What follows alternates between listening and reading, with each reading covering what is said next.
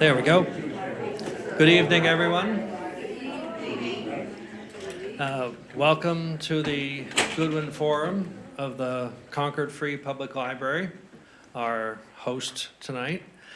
I'm Stephan Bader. I'm the treasurer of the Friends of the Concord Free Public Library, and I'm a member of the Miller Award Committee.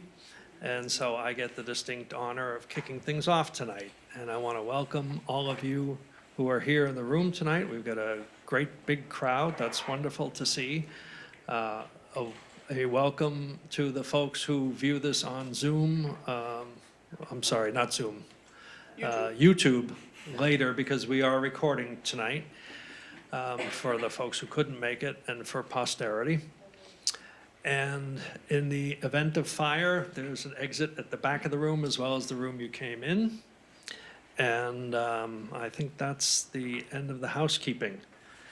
So the Ruth Ratner Miller Memorial Award for Excellence in American History was created by her three children, her meaning Dr. Ruth Ratner Miller, as you can see in your program. She believed passionately that understanding history was not merely desirable, but also a civic and religious duty. And her children have funded the award in this program for several decades now, going back to 1998. And you guys can do the math faster than I can. I guess that means 25 plus years. I want to thank the Miller Committee, which the names are printed in your program. I could read through them all. Actually, I will, because the folks viewing this on the tape recording don't have the benefit of the program in front of them. Myself, Matt Boger, Victor Curran, Ann Urza Leggett, Betsy Levinson, Sherry Litwack, Haley Mayberry, Emily Smith, Anka Voss, and David Wood are the members of the Miller Committee, and they meet throughout the year to decide on the next awardee, and most of them are volunteers who help make this evening come off the way it does. You are all welcome to join the reception following the lecture. There will also be books available for purchase there. We have numerous copies of No Right to an Honest Living. If you haven't bought your own copy yet, or you would like to buy a copy, and then we will have our awardee, Jacqueline Jones, sign it for you. That's the overview, and I would like to now introduce Kim Frederick, who will in turn introduce Jacqueline Jones. Before you start, can you turn the mic out or speak closer to the mic? I can try to, is that better? Okay, I'm sorry. Frank, were you getting good sound before? I can hear you quite well, yeah, sure. Pardon? I can hear you quite well, yeah. Okay, all right. So Kimberly Frederick teaches American history at Concord Academy and has done so for more than 2 decades. She was presented with Concord Museum's 2023 Robert Gross Award for advancing Concord's history for her work as a dedicated educator, community learning advocate, and Concord 250 History and Education Subcommittee member.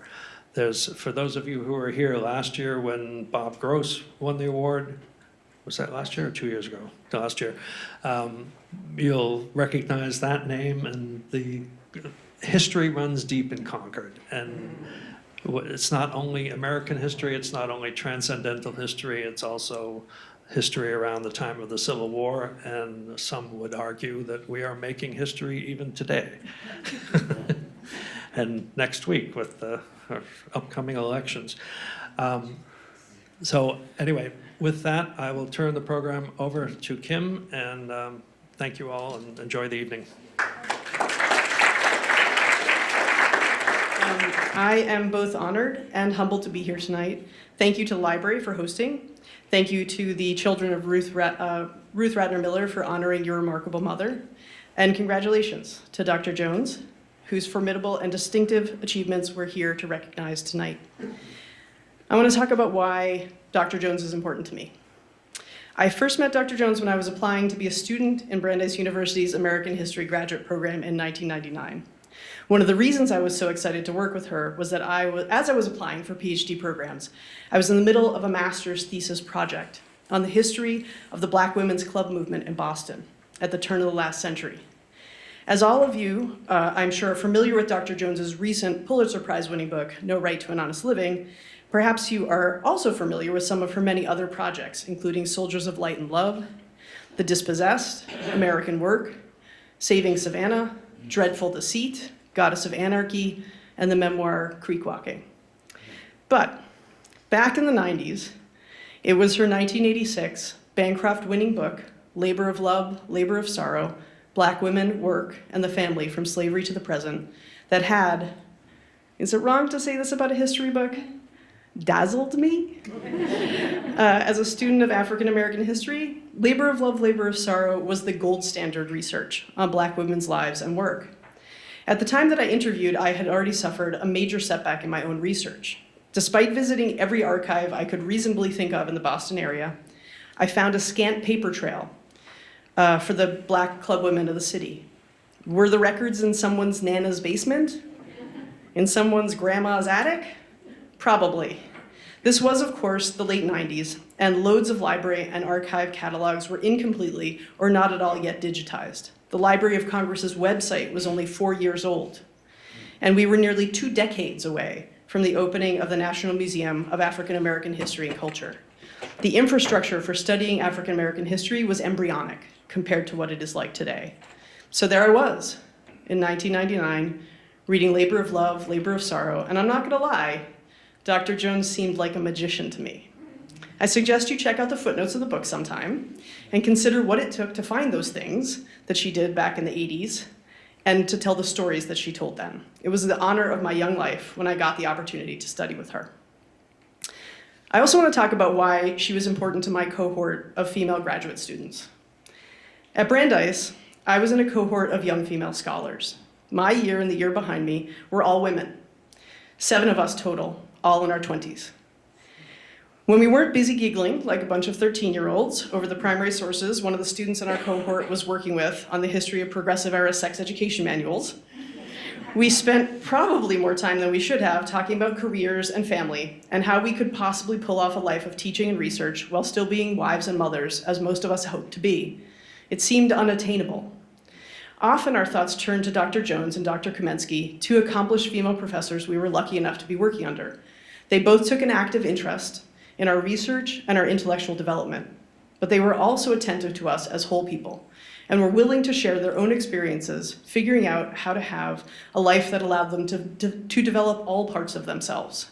Dr. Jones was a powerful role model for us, someone who wore kick-in, kind of above the knee skirts, successfully herded the cats in the opinionated and ego-filled American history department, had a loving and respectful marriage partner and 2 beautiful kids, and was a top scholar in her field, who, by the way, had just been declared a genius by the MacArthur Foundation.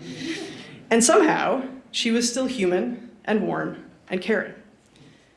At that time, as I was considering the challenge of what we now call the work-life balance, I read the following in the acknowledgments of the 1985 edition of Labor of Love, Labor of Sorrow.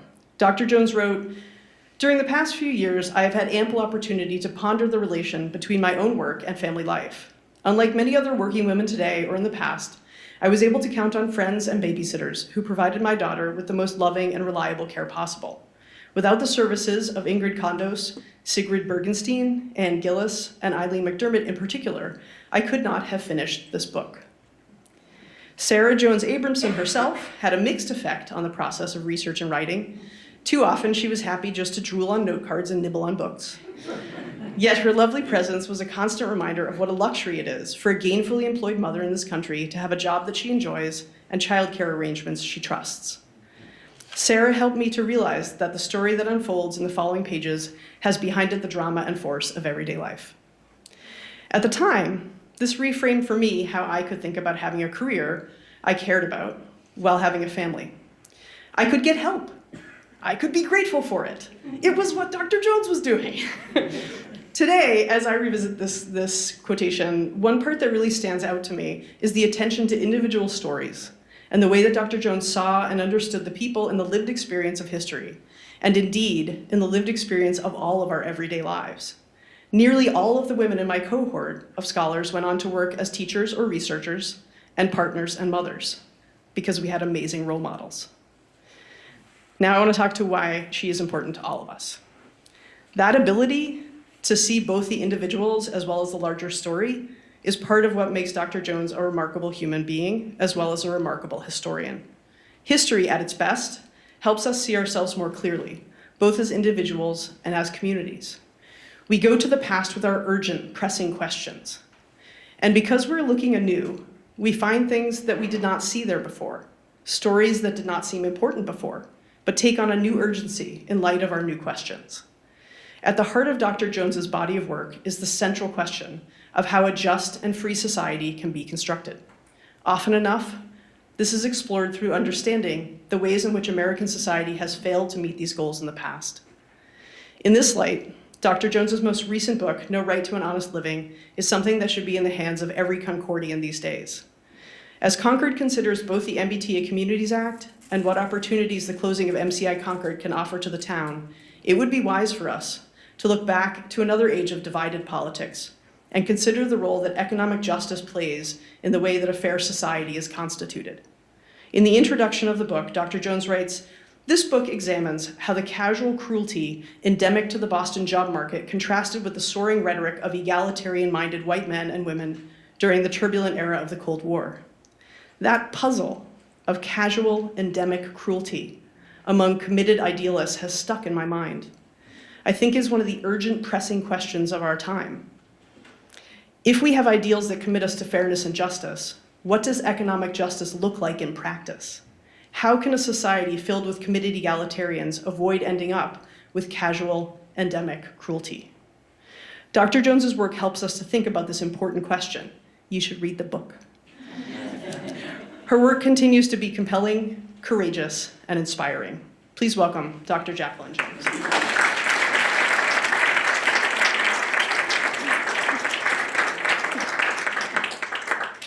Thank you, Kim. That was beautiful.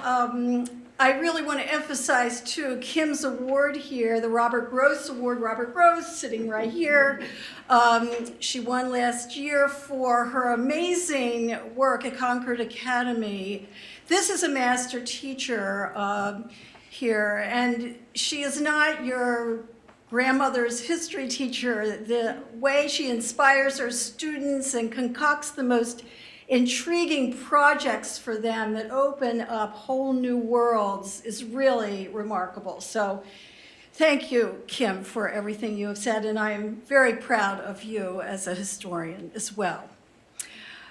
So I'm very honored to receive this award created by the children of Ruth Ratner Miller to honor their mother, who was a businesswoman, a civic leader, a lover of history, a generous philanthropist, and a role model and mentor to women.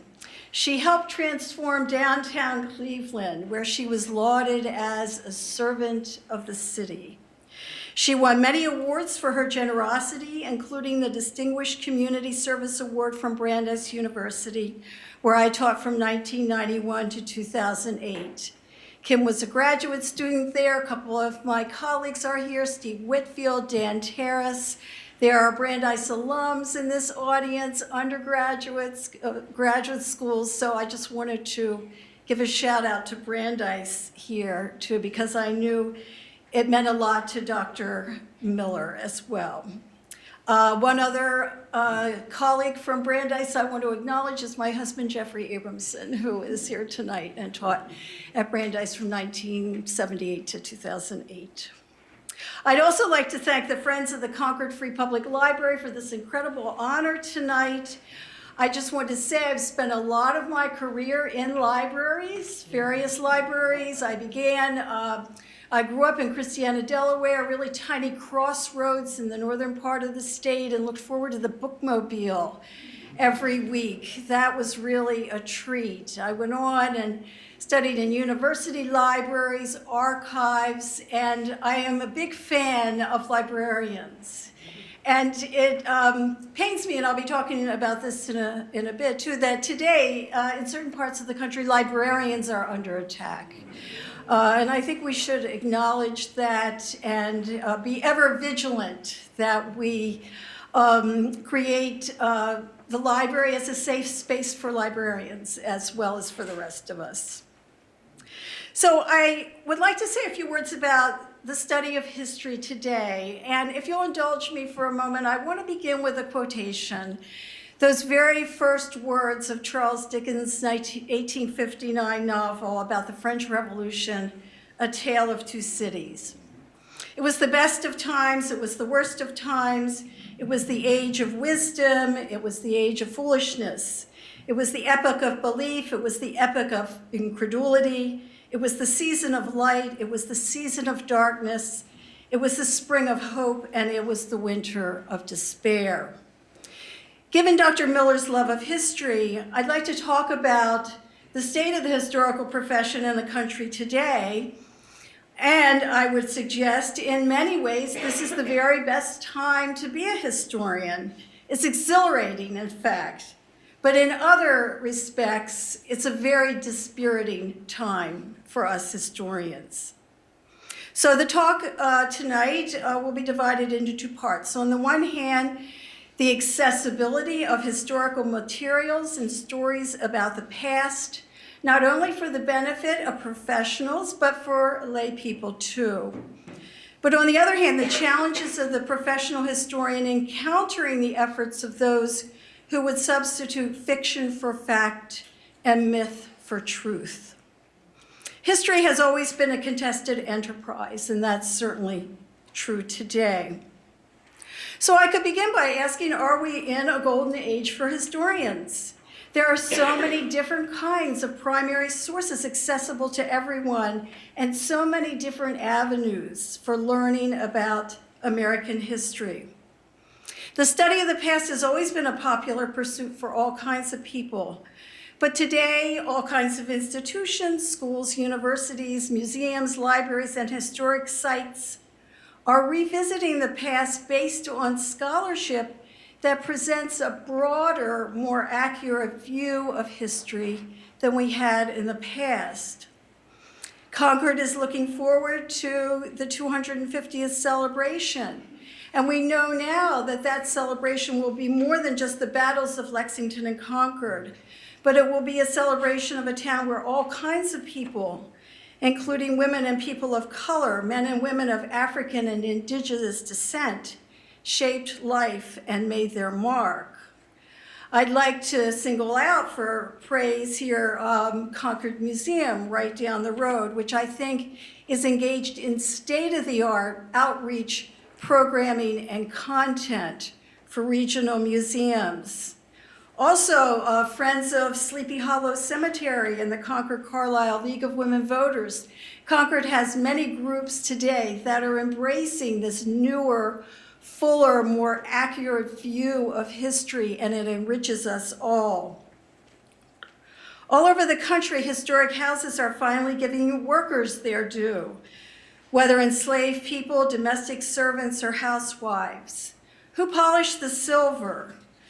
Who canned the fruits and tended the garden and cleaned out the stables? Who grew the cotton that enriched not only Southern planters, but also people who lived in New England villages? And these historic places are considering the personal dynamics of all these people within households. So, and I would suggest that by visiting these sites now, we get a better sense of what life was really like in the past. Colonial Williamsburg, for instance, is meeting the challenge of transforming itself from a place that originated in nostalgia to a living museum that seeks to recreate what life was like in a town where 52% of the colonial population was enslaved. Many thousands of visitors every year go to museums. Americans have always been robust consumers of history. The U.S. Holocaust Memorial Museum opened in 1993, and I would mention that Ruth Ratner Miller served as a board member of that museum. The Smithsonian National Museum of the American Indian opened in 2004, and the National Museum of African American History in 2016. These are tremendously popular museums for a wide swath of the population. Universities and other organizations are also revisiting their pasts. I've been involved in such an effort with the American Historical Association, and right now my current project is writing a history of the American Academy of Arts and Sciences, founded in 1780 in Boston by John Adams. I was hired to do this project. I was told that I should write the history of the Academy, warts and all. And keep in mind that although the Academy was founded in 1780, it did not admit women until the 1940s and did not admit people of color until the 1950s. So those are some of the issues that I'll be exploring in what I call a new history of the American Academy. Americans, too, are really fascinated, obviously, by genealogy, which is a form of family history. Genealogists kind of start in the present and move back, as opposed to historians who start in the past and move forward. Certainly, the popularity of DNA testing through 23andMe and other companies has been really popular. 23andMe, I think, has 15 million customers. But I would just mention, of course, let the buyer beware here, because the buyer might find out that their grandfather was not their biological grandfather, or that a beloved cousin was actually a serial killer. Also, I should mention that there was a severe data breach a few years ago with 23andMe.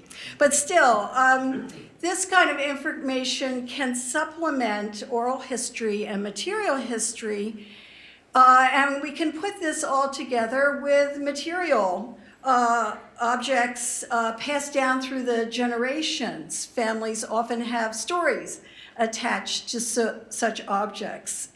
All this is to say that there's always been an intense interest in family history and genealogy. People in many walks of life have always loved to read history, and I think one of the biggest challenges for historians is for us to reach students and others who have endured high school history classes. And Kim's class is the model here. You might have had a history class where you had to do a lot of rote memorization and dates and kings and queens. We've really moved beyond that today. Some people learn about history via film documentaries and Hollywood blockbusters. Broadway musicals like Hamilton. Hamilton is a show with a multiracial cast and catchy tunes, making Alexander Hamilton, immigrant and outsider, an undeniable, if unlikely, cultural touchstone for the 21st century. Also, historians reach larger audiences through podcasts, specialized websites, and newsletters, such as Substack. Heather Cox Richardson has more than 1 million subscribers on her Letters from an American. She began that Substack newsletter in 2019, putting today's headlines in historical perspective. Many news outlets have historians on call to comment on what's precedented and what's unprecedented in the news. Politico has its history department. The Washington Post, it's Made by History. The New York Times has started a recurring feature of obituaries of people who got no obituary in the times when they died, and that feature is called Overlooked. TV shows certainly appeal to people who love history and genealogy. Henry Louis Gates, Finding Your Roots on PBS. One of the thrills of my life was appearing on a TV show called Who Do You Think You Are, where I got to go over Lionel Richie's genealogy, tracing back his slave roots in the 19th century. So, and there's also a new interest in old abandoned burying grounds. Archaeologists are working with historians to find these places and identify the people interred in them. So I know that this is kind of a grab bag of historical outlets and venues, but I wanted to make the point that all this effort takes us beyond the usual fare, which I define as biographies of great men, especially the founding fathers, especially histories of battles and war. And these new efforts open up a whole new realm of study that presents us with a far more accurate view of the past. I'd also like to say a word about the accessibility of materials for historical research. Databases like newspapers, Founding Fathers Online, go check it out, Founding Fathers Online, and put in a search word and see what comes up. There are many archival collections. Massive amounts of material from the Library of Congress are online, and the Smithsonian. Also, local libraries and museums have websites with primary sources. The Hathi Trust is a repository of books and pamphlets online. For the 20th century, there are videos and audio materials. The National Archives has digitized 300 million records out of their holdings of 13 billion records, and they are continuing the work in that regard. I'd just like to give you a few examples from the book I finished in 2023, No Right to an Honest Living, The Struggles of Black Workers, Boston's Black Workers in the Civil War. So much of the material I found, wonderful material online.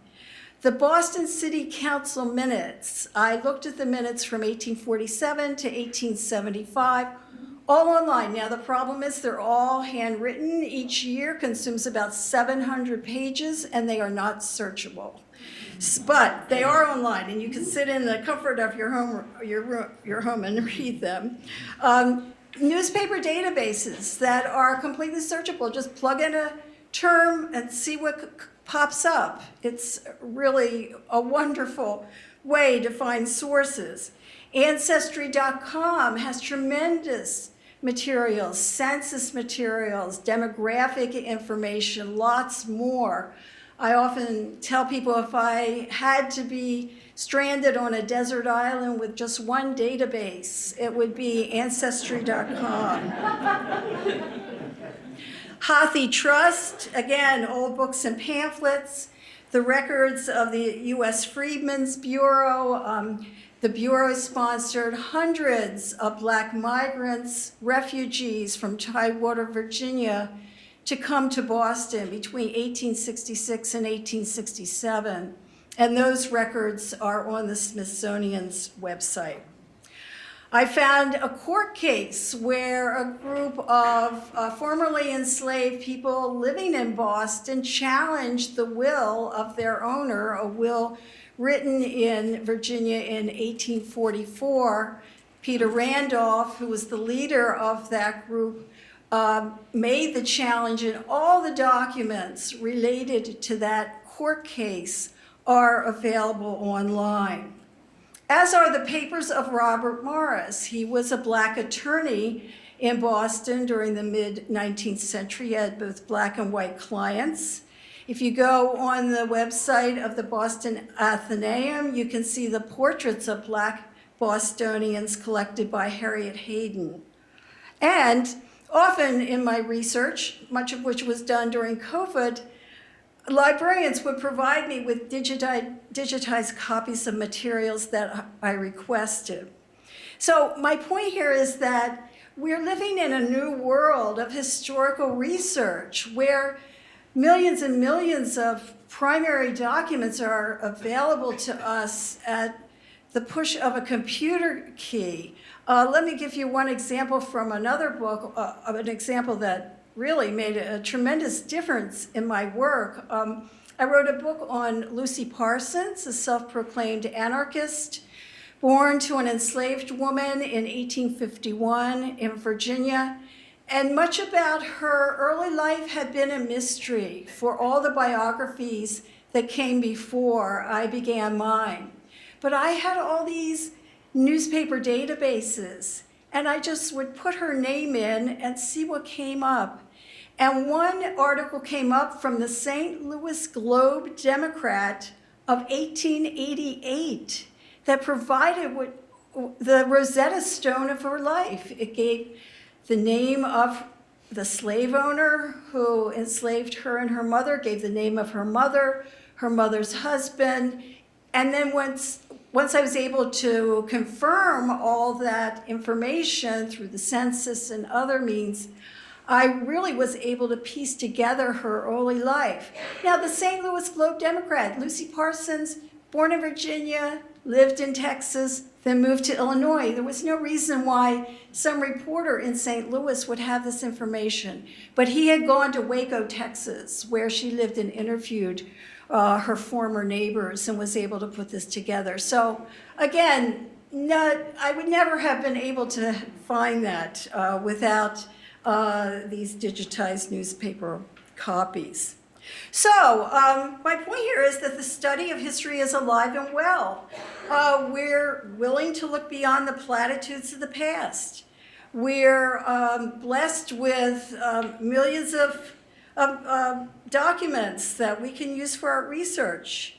Today, within the profession, there is a wonderful kaleidoscope of methodologies, time periods, archival sources, and topics, all indicating a vibrant discipline.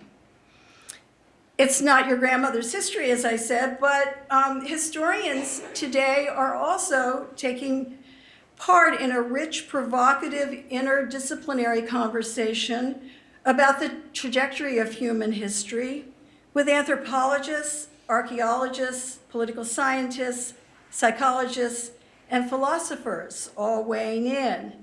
How do we define development or modernization or progress? In other words, this is at heart an interdisciplinary effort, and historians are really taking the lead here.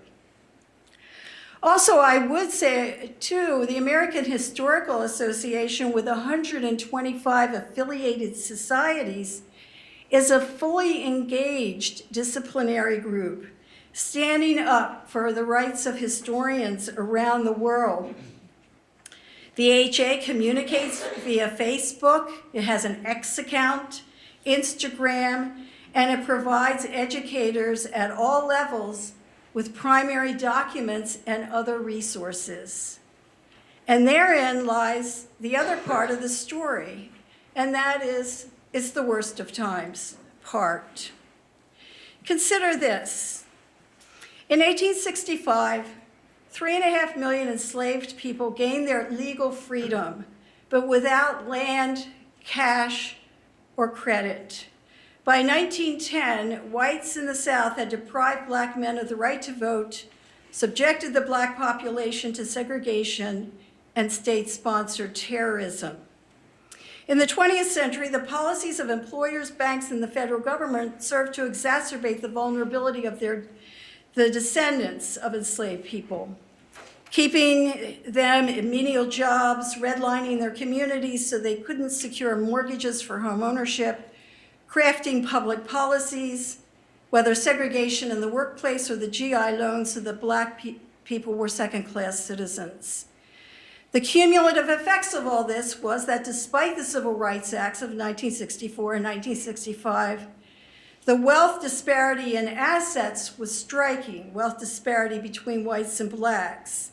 In 2022, for every $100 in wealth held by white households, black households held only $15. The difference in actual cash amounts was $250,000. And much of this had to do with the lack of assets accumulated over time through home ownership. Now, I've just given you just a little thumbnail overview of Black history from 1865 to the present, but it's questionable whether I would be allowed to teach that history in Texas or Florida or other states today, because what I have just told you about is called critical race theory. Now, critical race theory is a framework for understanding how policies and practices have affected American life, quite apart from the prejudices of individuals. Critical race theory makes us think about institutions, legal, real estate, banking, educational, that embedded discrimination into their policies. For instance, the bank clerk who redlines a community and will not allow a Black applicant to receive a mortgage within that community, he might not be prejudiced himself, but he's following the policies of a bank that have determined that people who live within certain red line areas will not qualify for mortgages no matter how impressive their credentials. My point here is that the policies of banks, real estate companies, educational institutions, legal institutions, those policies get passed down through the generations regardless of the individual feelings of the people carrying them out.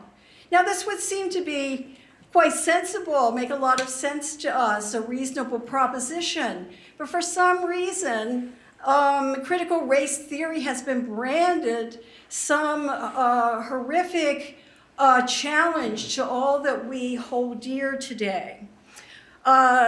What this means is that teachers are beginning to self-censor themselves around the country, worried that they might run afoul of these new laws. In Texas, Florida, and other places, history teachers aren't supposed to teach anything that makes one group feel uncomfortable. So that means maybe don't teach the history of women's suffrage because men might feel uncomfortable. Also, history teachers are warned not to teach divisive concepts. Well, I've got news for you. History is one long story about divisive concepts. What I'm suggesting here that we've entered kind of a dangerous new world, and I would suggest that these laws, these forms of intrusion of state legislators into the classroom constitute a backlash to the trends I discussed earlier. In other words, a more accurate history and one that is accessible to all, inside or outside the classroom. So this is all part of a broader effort, I think, to whitewash history and erase from the past certain groups and certain uncomfortable truths. This effort is being powered by cynical people taking advantage of new media. Recently, a well-known media personality, formerly on TV, but now on X, formerly Twitter, where he has 13 million followers, hosted a man whom he called the best and most honest popular historian in the United States. I had never heard of this person, but this so-called historian claimed that Nazi concentration camps were filled with political prisoners and prisoners of war who, quote, ended up dead. He denied that one of the Nazis' main aims was the destruction of European Jewry. Now, the media called this person a Holocaust revisionist, but that is a problem with our language. If we can label someone a revisionist who tells such blatant falsehoods. And I come back to this issue of our language. Ethnic cleansing is sometimes used in place of genocide. Jim Crow, shorthand for the most horrific kinds of state-sanctioned terrorism against the Southern Black population.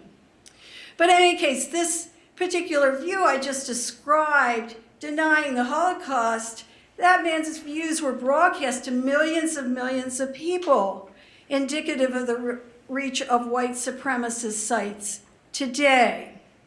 In 1776, in 2020, the 1776 project released by the White House reprised the old canard that teaching an inclusive historical narrative was somehow unpatriotic and a blow to the family, capitalism, private property, and the noble ideals enshrined in the Declaration of Independence. According to a statement in response by the American Historical Association, this project elevates ignorance about the past into a civic virtue and promotes a simplistic interpretation that relies on falsehoods, inaccuracies, omissions, and misleading statements. Well, why is this all so contentious? Why are school board meetings being disrupted? Why are there threats against teachers and librarians? Of course, because defining the narrative of the nation's history is critical to defining our hopes for its future. Ultimately, Dr. Ruth Ratner Miller was an optimist, and we must be too. For myself, I can say that being a historian is a great privilege that carries with it great responsibilities to get the facts right wherever those facts might take us. As historians, we do our students and the public at large a disservice by privileging fiction over fact and myth over truth. I'd like to once again thank the Miller family for this great honor. And I'd like to thank the Concord Library for all the books. And congratulations to the library on your 150th birthday. Thank you very much. I'm Ann Urza-Leggett. I'm on the, I'm a member of the board of, a member of the Friends of the Library and on the Miller Committee. And I'm happy to present to you the Ruth Ratner Miller Award for Excellence. Oh, it's beautiful, and there's this. Yeah. So the story behind this award is when the finials, when the library was first built, there was a fence around it, and when that fence was taken down in the 1930s, we saved many of the finials in the special collections, and they are kept for special people who receive the awards, such as the Miller Award, but to special members. And sorry, I had this written down. Yes, yes. So basically, steward of the special collections for since the 1930s, and restored for the Miller Award to you, a historian with additional distinction of being a historian living in Concord. So, thank you very much.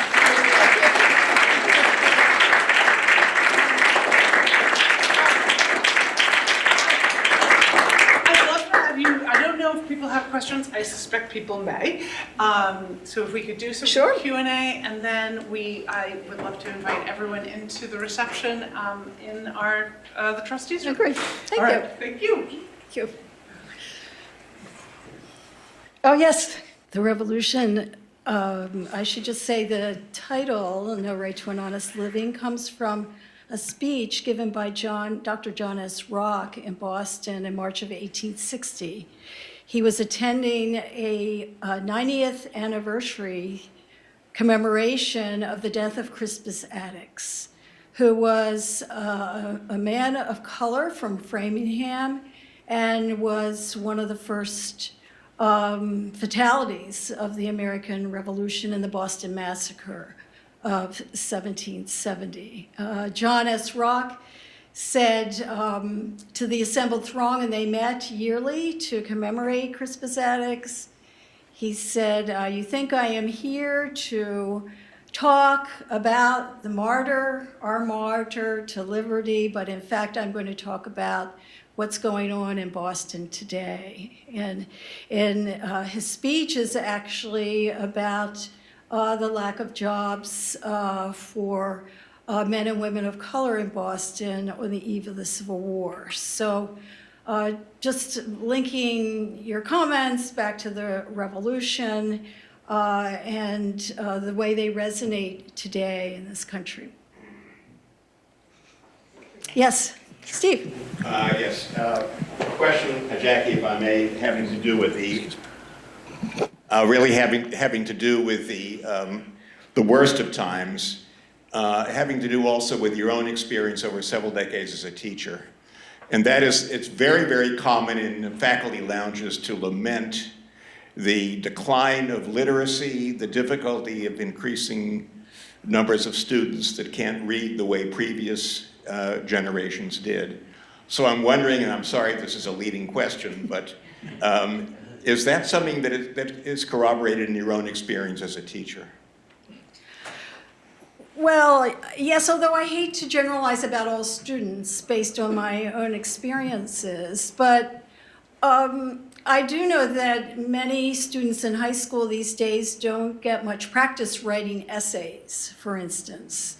I recall asking in a American history survey who had experience writing a 5-page essay, and very few students had that experience. I think fewer and fewer students read whole books in courses. You know, we're all getting accustomed to reading in chunks on our devices, not reading long passages in books. There are a variety of factors at work here. That isn't to say our students aren't ambitious, creative, smart, but it is a challenge when the only way really to learn about history is to read a lot of history. That can be a challenge if students are resisting reading a lot. Again, I don't want to generalize. Kim could probably answer that question for you. When students are engaged, when they have a hand-on experience, when they are given group projects, or when they are tasked with solving a mystery, I think, you know, creative ways of teaching history are definitely called for, and they are not the ways I learned history, but they are, I think, the wave of the present in courses like Kim's, and certainly the wave of the future. And I do think, you know, almost everybody has an interest in history. It's just how we tap into that interest, how we engage students. Do we say, well, this is going to tell you more about your own family or the place where you live in this country, or this is going to help you understand what's happening in politics today. I mean, there are really a lot of ways into history. One of the best, I think, is to say to students, do you like a good story? Do you like dramatic characters? Do you like a great narrative? Then you're going to love history. And so, again, many different ways to get into history. And again, I don't want to kind of generalize about all students in this country today, but it certainly, the more we read, I think, the better off we all are. So, yes, Stan.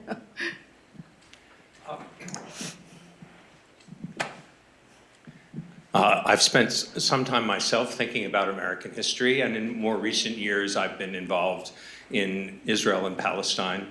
And in both instances, it's obvious that there's a lot of issues in the present that have to do with the massive injustices of the past. And I wonder what you think about the role of historians in thinking in the contemporary setting, whether it's in America or other places, thinking about the question of reparations or what actions can and should be taken by contemporary societies in relation to some of the massive injustices that you've written about and that you've referred to in your talk. In the book, I end, toward the end of the book, with a passage from a congregational minister, Charles L. Woodworth, who had a church in Amherst. Then he was a chaplain in the Union Army.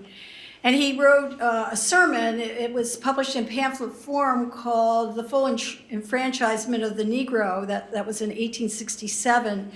Actually, it is an amazingly prescient analysis of the cause of reparations. And I just want to mention that because he makes the point that historians since have made, and that is that slavery was not a regional system, it was a national system because of the way the textile mills in New England benefited from all that slave-grown cotton.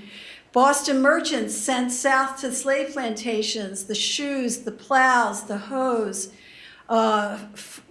crops. So there was a really, there was an interdependent relationship between North and South. And in his essay, Woodworth said,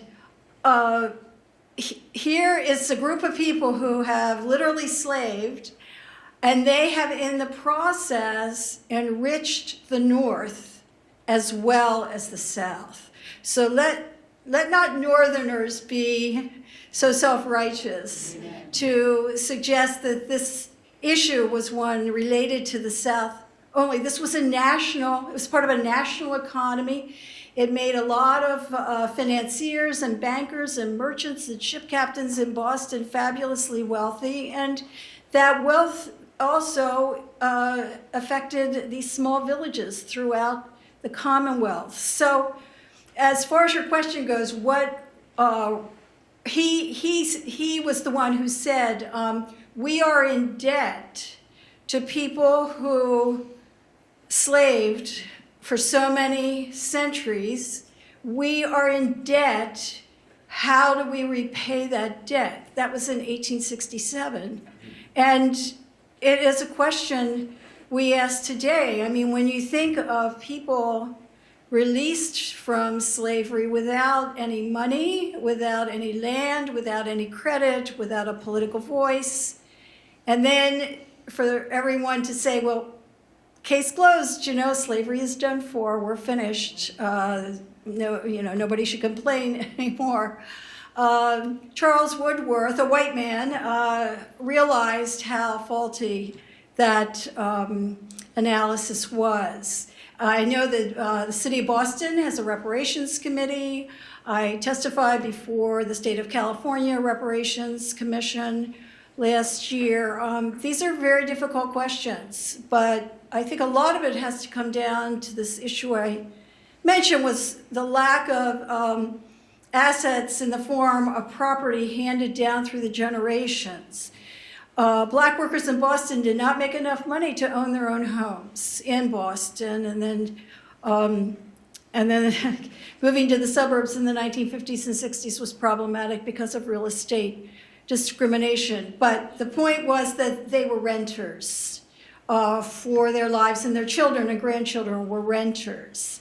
And when you're renting generation after generation, obviously you're not building up that kind of equity that would enable your great-grandchildren to prosper. So I do come back to the housing piece of it. And, where that leads, I'm not sure. But this is just a way to kind of avoid your question, which is a good one, but I don't have any good answers to it.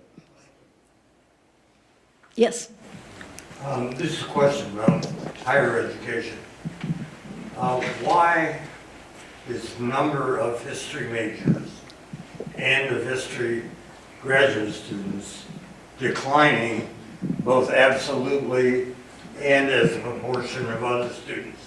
Okay, and I face this especially, yes, in Texas especially, but let me just say, that is a very misleading statement to say the number of history majors are declining, because we have a lot of history students who are in other majors.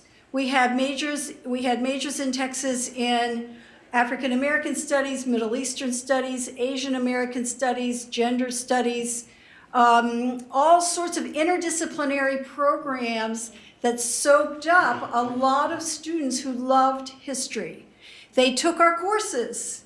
History was a key component of their major, but we as a history department did not get credit for them as majors. So I really feel there's a lot of hand-wringing over this issue of declining number of history undergraduate majors. When you look at the enrollments in history classes of undergraduate students, I don't think there has been any fall off. And as I said, in all these other interdisciplinary majors, and there are many, many, you will find students, if those majors did not exist, a lot of those students would be history majors.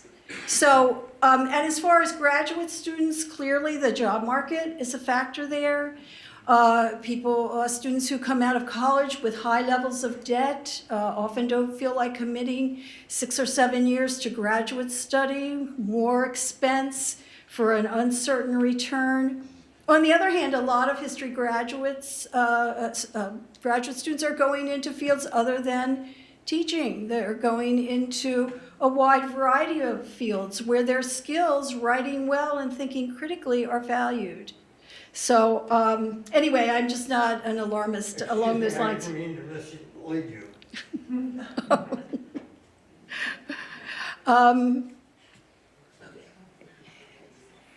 Yes. One more question. Yeah. I'm curious. Another place in America today where we hear history being discussed is at the Supreme Court. And I was wondering if you have any thoughts from your perspective of what that means and what we should do about it.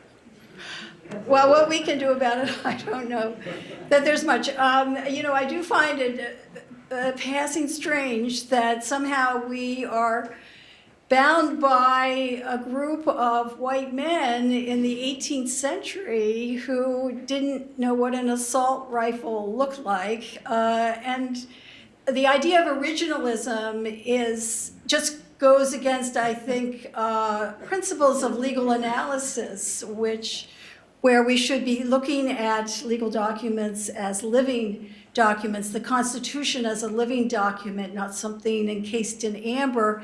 Also, the last I checked, none of the Supreme Court justices had a graduate degree in history. I think they're relying on their clerks for their history. And in that case, probably not professional historians at all. And in fact, the American Historical Association, you can go online and see the way the AHA has submitted briefs with good, solid history backed up by evidence before the court on some of these cases. And whether that has made a difference, apparently not. But in any case, thank you so much for everyone.